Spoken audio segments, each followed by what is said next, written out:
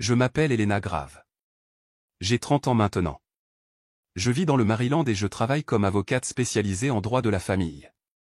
Mais cette histoire ne commence pas dans une salle d'audience, elle commence bien avant que je ne sache ce que signifiait la justice. Elle commence au moment où j'ai vu Cheryl Landreau entrer dans notre maison, 2 semaines après que nous ayons enterré ma mère.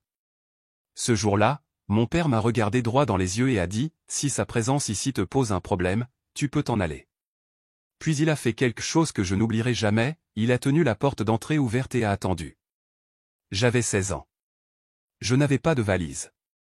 Je n'avais même pas de chaussettes. Mais je suis sorti.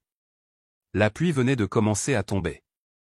Je me souviens de l'odeur de l'herbe mouillée et de l'eau de Cologne bon marché. Je me souviens d'avoir regardé en arrière une dernière fois et de les avoir vus, mon père et sa nouvelle femme, debout dans le couloir où ma mère avait l'habitude de fredonner en pliant le linge. Et je me souviens m'être demandé, comment les gens remplacent-ils une épouse si vite?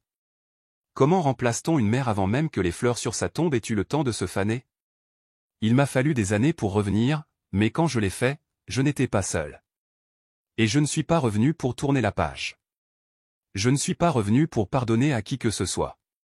Je suis revenu parce que quelqu'un d'autre demandait de l'aide, et ce quelqu'un était la femme même qui avait pris la place de ma mère. La maison où j'ai grandi se trouvait au bord d'une route en argile rouge dans la Caroline du Nord rurale. De l'extérieur, elle paraissait immobile, des volets blancs, une balancelle de Porsche qui grinçait, et un vieux chêne qui ombrageait le jardin de devant comme un parent vigilant. Mais à l'intérieur de cette maison, tout était sur le point de se briser. Mon père, Gérald Grave, était un homme imposant, non seulement par sa taille mais aussi par sa présence.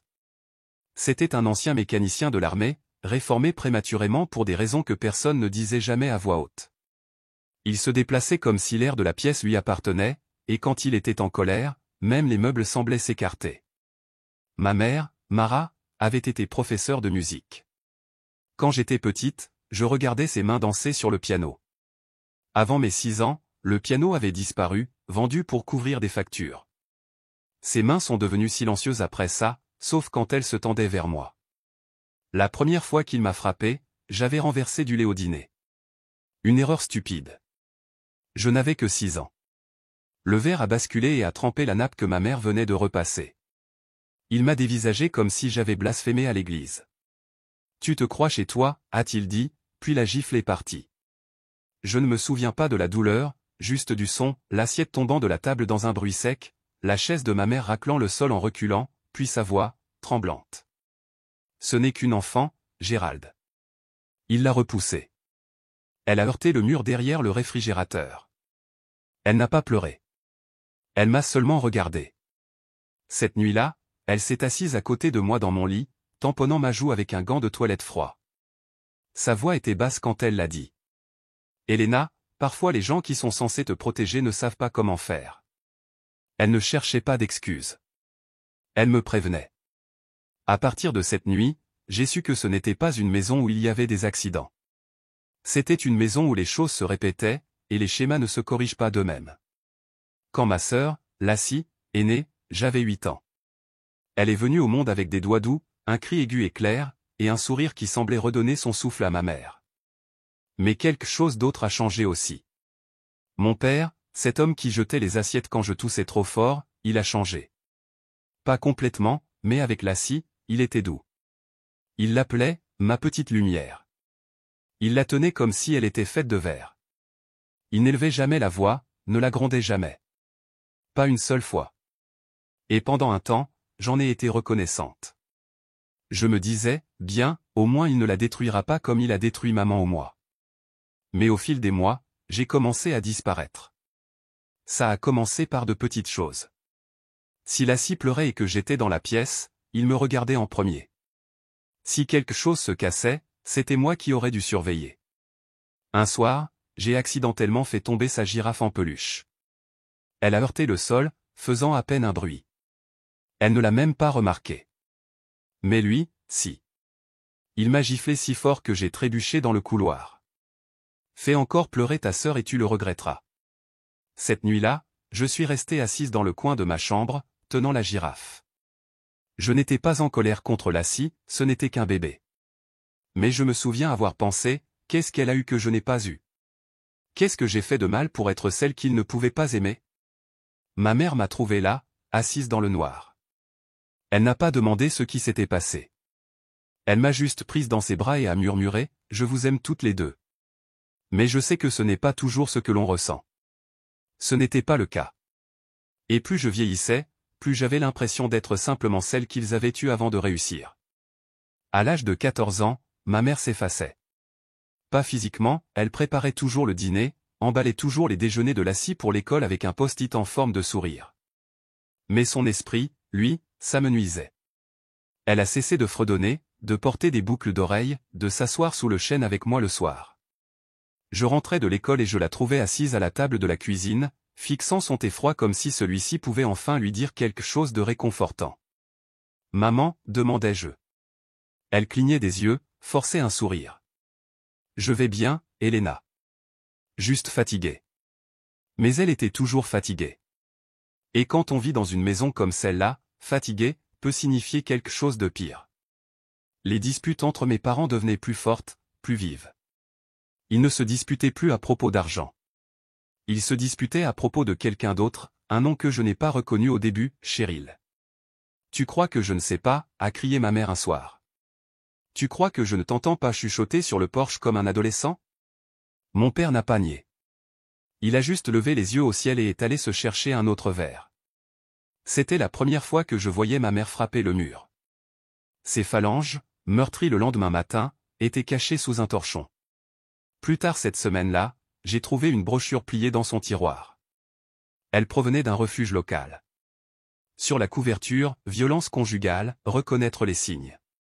C'est à ce moment-là que j'ai commencé à tout noter, les dates où il rentrait ivre, les bleus qu'il laissait derrière lui, les choses qu'il disait quand il pensait que personne n'écoutait. Je ne savais pas ce que je construisais.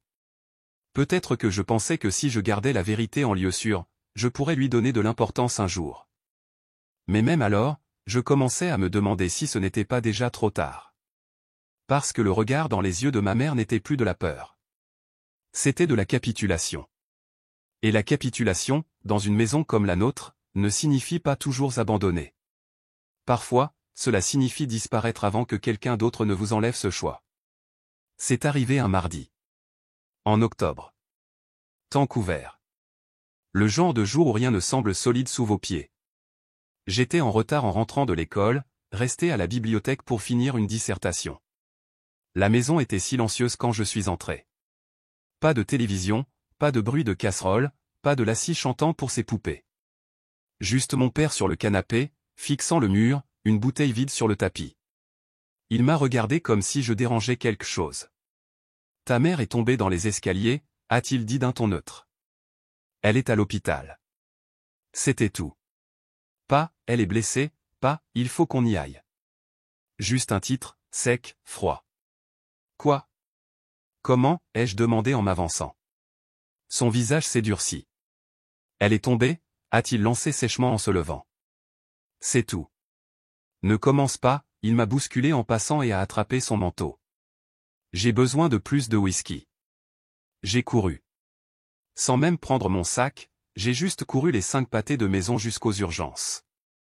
Lassie était assise dans la salle d'attente, les jambes se balançant sur une chaise en plastique, serrant sa poupée.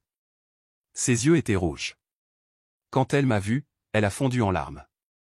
Maman ne se réveille pas. Une infirmière m'a fait entrer. Ma mère gisait dans le lit comme une étrangère, immobile, pâle, les bras couverts d'échymoses violacées. Mais c'est la marque le long de son cou qui m'a glacé, une ligne faible, comme l'empreinte d'un pouce appuyé trop fort. Le médecin a dit que c'était un traumatisme crânien catastrophique. Elle a dû tomber en arrière, heurter les escaliers de la mauvaise façon. Ils ont fait tout ce qu'ils ont pu. Elle n'a pas survécu. Je me souviens avoir touché sa main. Elle était encore chaude. Et à cet instant, j'ai pensé, si je reste complètement immobile, peut-être que je pourrais la garder avec moi. Peut-être que si je ne pleure pas, ne crie pas, ne m'effondre pas, le monde s'arrêtera aussi. Mais il ne s'est pas arrêté. Les funérailles ont eu lieu 4 jours plus tard. Mon père portait une chemise froissée et sentait comme s'il ne s'était pas lavé. Il n'a pas pleuré, ne m'a pas parlé, ni à la scie. Les voisins sont venus, ont chuchoté. L'une d'elles m'a serré dans ses bras trop longtemps et a dit, « Si jamais tu as besoin de quoi que ce soit. » Mais personne n'a dit ce que nous savions tous, que ma mère n'était pas simplement tombée, que quelqu'un l'avait poussée. Peut-être pas avec les mains, mais avec des années de cruauté. Et que quoi qu'il se soit passé en haut de ces escaliers, ce n'était pas un accident. Pas vraiment. Mais je n'avais aucune preuve, seulement un carnet rempli de bleu que personne ne voulait lire et une petite sœur qui murmurait encore « Maman » dans son sommeil. 2 semaines après les funérailles, je suis entré dans notre maison et j'ai senti du parfum. Pas celui que ma mère portait, le sien était doux, poudré, comme des lilas pressés. Celui-ci était plus piquant, synthétique, bon marché. Cheryl était dans la cuisine, portant le tablier de ma mère, versant du thé glacé comme si elle avait toujours vécu là. Mon père se tenait à côté d'elle, une bière à la main, le ventre posé sur le comptoir comme si rien ne s'était jamais passé. Il ne m'a pas regardé quand il l'a dit. Voici Cheryl. Elle va vivre ici maintenant. Je l'ai dévisagée, puis je l'ai regardée, elle. Elle a souri comme quelqu'un qui avait déjà gagné quelque chose. Tu ne peux pas être sérieux, ai-je murmuré. Maman est partie il y a seulement. Ce n'est pas à toi de me dire ce que je peux et ne peux pas faire dans ma propre maison, a-t-il aboyé. Comme je ne bougeais pas, il s'est approché. Si tu as un problème avec elle, tu peux dégager. Il a ouvert la porte et a attendu. Personne n'a crié. Personne n'a pleuré. Pas même la scie. Elle était dans le salon, les genoux ramenés contre sa poitrine, serrant sa poupée comme si elle pouvait la protéger. Je suis sorti avec rien d'autre que les vêtements que je portais et mon sac d'école à moitié fermé.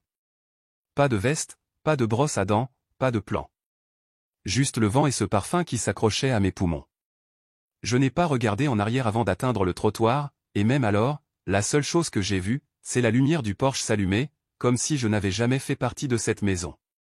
J'ai passé cette nuit-là sous l'auvent en métal d'une station-service fermée. Il a plu. J'ai utilisé mon sac à dos comme oreiller, et vers 3 heures du matin, j'ai murmuré au ciel sombre, je crois qu'il l'a tué.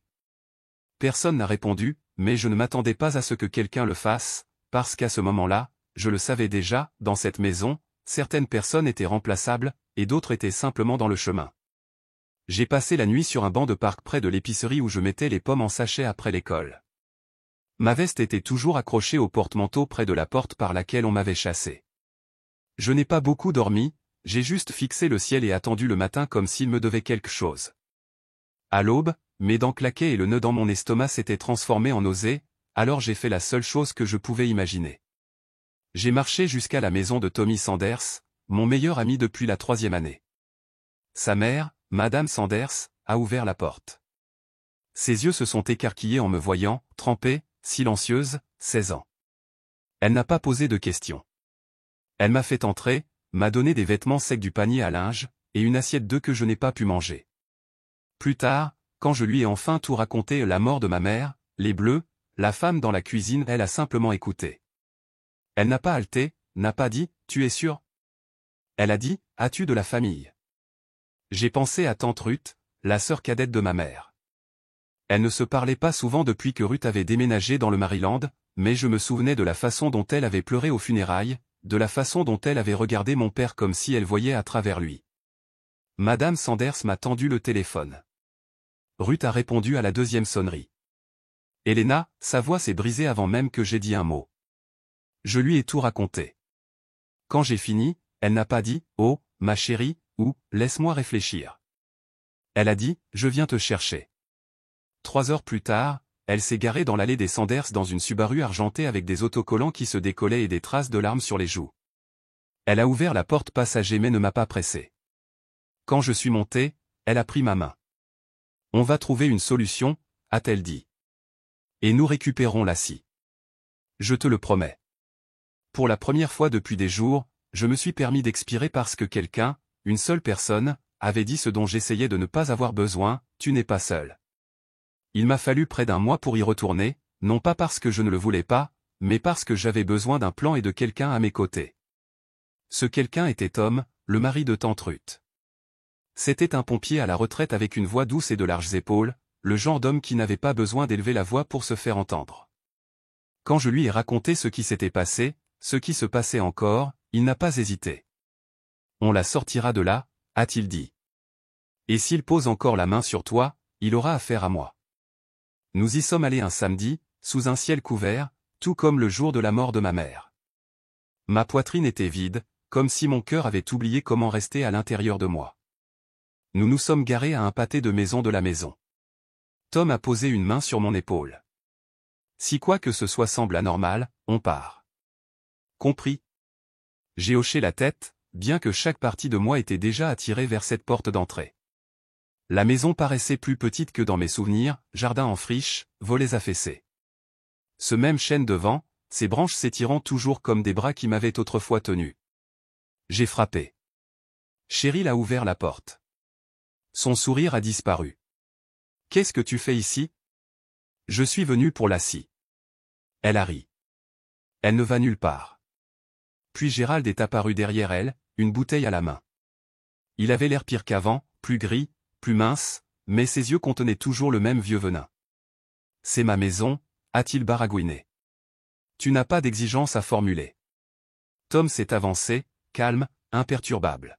« Nous ne sommes pas ici pour nous battre. Nous sommes ici pour prendre la fille.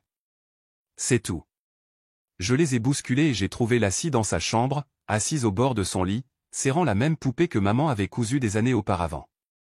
Sa joue était rouge, ses yeux plus grands que dans mon souvenir.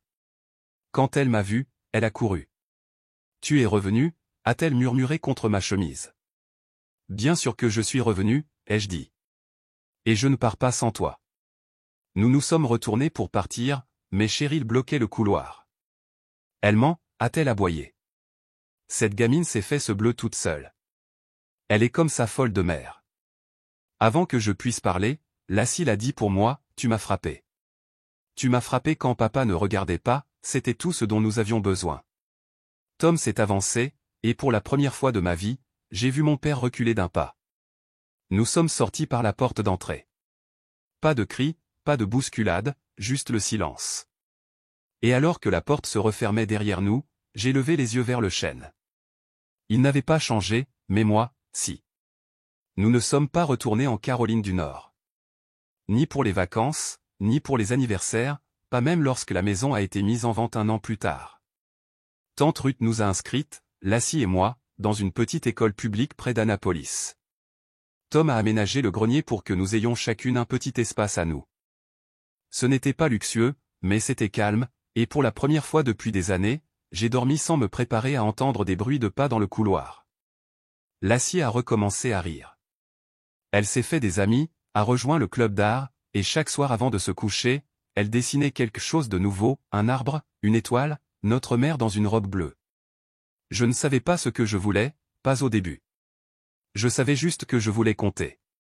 Un jour, j'ai retrouvé mon vieux carnet au fond d'un carton de déménagement, celui où j'avais noté chaque bleu, chaque mensonge, chaque cri que je n'étais pas censé me rappeler.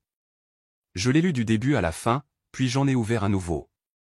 Sur la première page, j'ai écrit, cette fois, je parlerai pour ceux qui ne le peuvent pas, j'ai commencé le community college à 18 ans, j'ai été transféré dans une université 2 ans plus tard.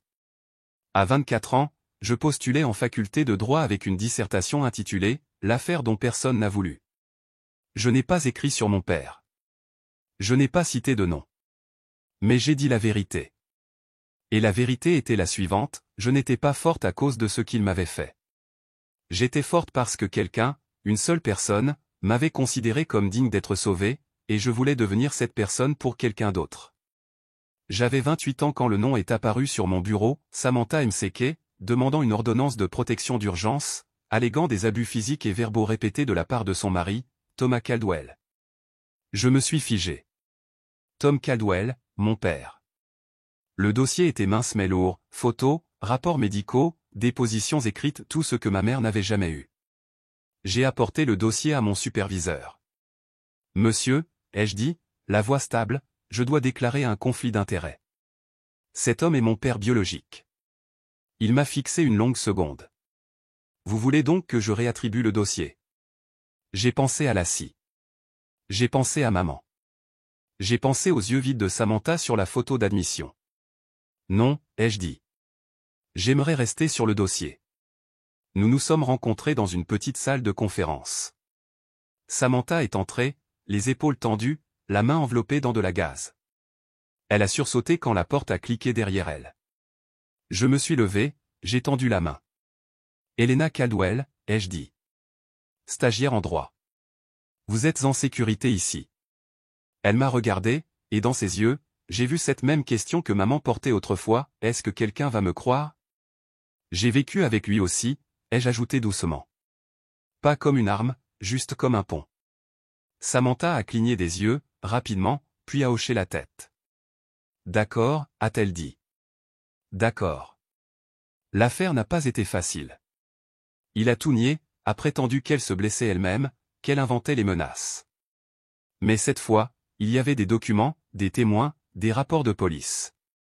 Je l'ai aidé à organiser chaque détail, comme je le faisais dans mon vieux carnet. 2 semaines plus tard, le juge a accordé l'ordonnance de protection. Samantha a pleuré dans le couloir, pas fort, juste comme si elle s'effondrait sur elle-même. Elle s'est tournée vers moi et a dit, « Je ne sais pas comment vous remercier. » « Vous venez de le faire, » ai-je répondu. Je ne l'ai jamais vu ce jour-là, ni au tribunal, ni dehors. Je ne sais pas s'il savait que c'était moi qui l'avais aidé à partir, et je n'avais pas besoin qu'il le sache. Quelque part dans une boîte poussiéreuse, j'ai encore le tablier de maman. Il sent encore légèrement le romarin et la fumée, mais je ne le porte pas. Je suis devenu autre chose. Pas une fille, pas une victime, juste un témoin de ce que coûte le silence et quelqu'un qui a choisi de ne pas se taire.